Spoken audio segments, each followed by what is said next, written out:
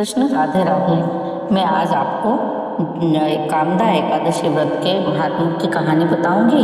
और एकादशी का व्रत वैसे तो सभी लोग करते हैं और करना भी चाहिए, क्योंकि एकादशी का जो यह व्रत है यह समस्त पापों का विनाश करने वाला है और कृष्ण भगवान को यह व्रत अत्यंत प्रिय है। तो हम इस व्रत को करने से समस्त पापों का विनाश होता है। और कहते भी हैं कि जो एकादशी का व्रत होता है वो सिर्फ हमारे लिए होता है, तो इसलिए सभी प्रबुद्ध जनों को यह उपवास जरूर करना चाहिए। तो इस संबंध में एकादशी के महात्मा के संबंध में एक कथा है जो मैं आपको सुनाती हूँ। धर्मराज युधिष्ठिर कहने लगे, हे भगवान, मैं आपको कोटि कोटि नमस्कार करता हूँ।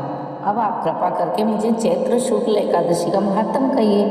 तो श्री कृष्ण कहने लगे कि हे धर्मराज, यही प्रश्न एक समय राजा दिलीप ने गुरु वशिष्ठ से किया था, और जो समाधान उन्होंने किया वो सब मैं तुमसे कहता हूँ। प्राचीन काल में भोगीपुर नामक एक नगर था, जो वहाँ पर अनेक ऐश्वर्यों से युक्त पुंडरीक नाम का एक राजा राज्य करता था। भोगीपुर नगर में अनेक अप्सरा, किन्नर और गंधर्व वास करते थे। उनमें से एक जगह ललिता और ललित नाम के दो स्त्री पुरुष, जो अत्यंत वैभवशाली घर में निवास करते थे। उन दोनों में बहुत ज़्यादा स्नेह था, यहाँ तक कि अलग अलग हो जाने पर दोनों व्याकुल हो जाते थे। एक समय पुंडरीक की सभा में अन्य गंधर्वों सहित ललित भी गायन कर रहे थे। तो गाते गाते उनका अपनी प्रिय ललिता की ओर ध्यान चला गया और उनका स्वर जो था वो भंग हो गया, और स्वर भंग होने के कारण गाने का स्वरूप था वो बिगड़ गया। तो ललित के मन के भाव जानकर कारकोट नामक नाग ने पद भंग होने का कारण राजा को बता दिया। तब पुंडरीक ने क्रोधपूर्वक कहा कि तू मेरे सामने गाता हुआ अपनी स्त्री का स्मरण कर रहा है, अतः तू कच्चा मांस और मनुष्यों को खाने वाला राक्षस बनकर अपने किए कर्म का फल भोग। अब पुंडरीक ने जब श्राप दे दिया तो ललित उसी क्षण महाकाय विशाल राक्षस बन गया, और उसका मुख अत्यंत भयंकर, नेत्र सूर्य चंद्रमा की तरह प्रदीप्त तथा मुख से अग्नि निकलने लगी। उसकी नाक पर्वत की कंदरा के समान विशाल हो गई और गर्दन पर्वत के समान लगने लगी। सिर के बाल पर्वत पर खड़े वृक्षों के समान लगने लगे और भुजाएं अत्यंत लंबी हो गई।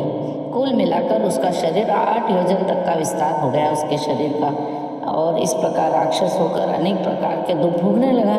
जब उसकी प्रियतमा ललिता को यह वृतांत मालूम हुआ तो उसे बहुत दुख हुआ और वह अपने पति के उद्धार का यत्न सोचने लगी। वह राक्षस अनेक प्रकार के घोर दुख सहता और घने वनों में रहने लगा। उसकी स्त्री उसके पीछे पीछे जाती और विलाप करती रहती। एक बार ललिता अपने पति के पीछे घूमती घूमती विंध्याचल पर्वत पर पहुंची, जहाँ पर श्रृंगी ऋषि का आश्रम था। ललिता शीघ्र ही श्रृंगी ऋषि के आश्रम में गई और वहाँ जाकर विनीत भाव से प्रार्थना करने लगी। उसे देखकर श्रृंगी ऋषि बोले कि हे सुभगे, तुम कौन हो और यहाँ किस के लिए आई हो? ललिता बोली, हे मुनि, मेरा नाम ललिता है। मेरे पति राजा पुंडरीक के श्राप से विशाल काय राक्षस बन गए हैं। इसका मुझको महान दुख है और उनके उद्धार का कोई उपाय बतलाइए।